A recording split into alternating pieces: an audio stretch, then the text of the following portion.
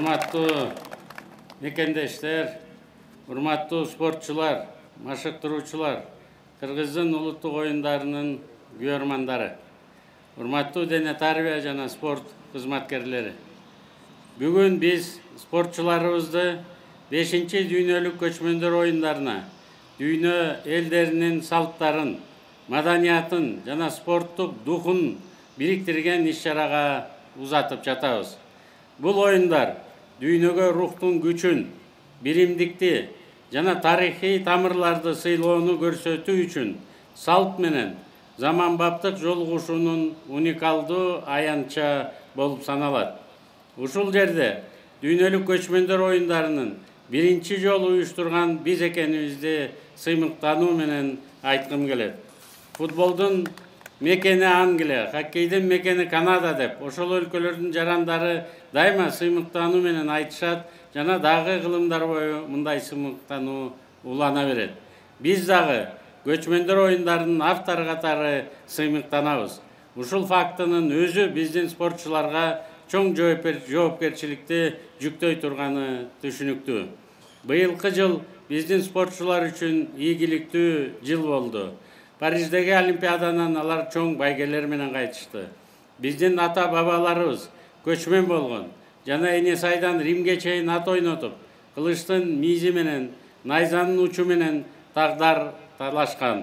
Андан соң алар чачырап кетип, биздин тилибизге тектеш тилдүү элдер Венгриядан тартып Иракы чыгышка чейин тараганын сиздер билесиздер.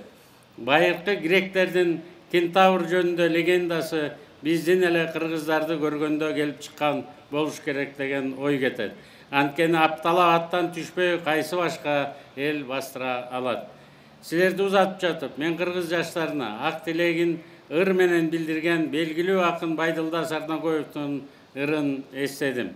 Чоку болот тоолордун бийик жери, чокудай бол кыргыздын жигиттери, чок кармаган кол менен баатыр бол деп, чоң атабыз үйрөткөн сени мени.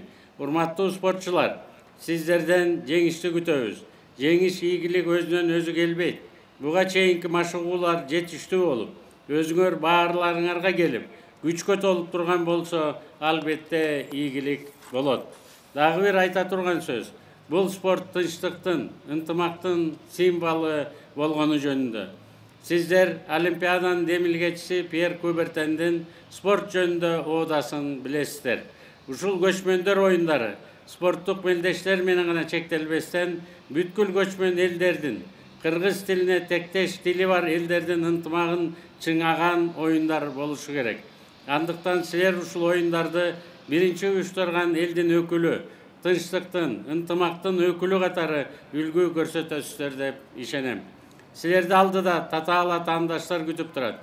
Бирок биз силердин даярдыкка, кайрат, демиңерге, толкуп ташкан күчүңөргө ишенебиз.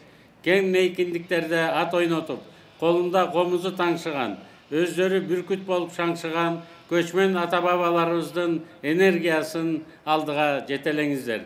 Сапарыңар ийгиликтүү болуп, жолуңар шыдыр болуп, сиздерди жеңиш менен баарыбыз күтөбүз. Рахмат көңүл бурганыңыздарга.